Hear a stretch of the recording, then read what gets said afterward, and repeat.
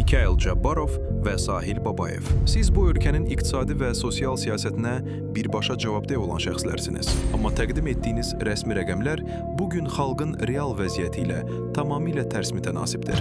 İqtisadiyyat naziri Mikayıl Cabbarov 72 manatlıq orta aylıq əmək haqqı artımını böyük uğur kimi təqdim edir. Amma rəsmi hesabatlarda qida məhsullarının qiyməti 6,8% bahalaşıb. Bu, alıcılıq qabiliyyətinin rəsmən aşağı düşməsidir.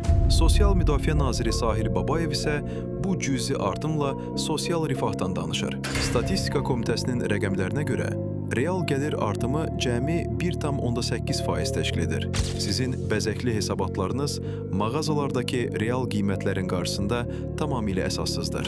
Bu idarəetmə üsulu xalqın rifahına deyil, yalnız rəsmi statistikanı gözəl göstərməyə xidmət edir.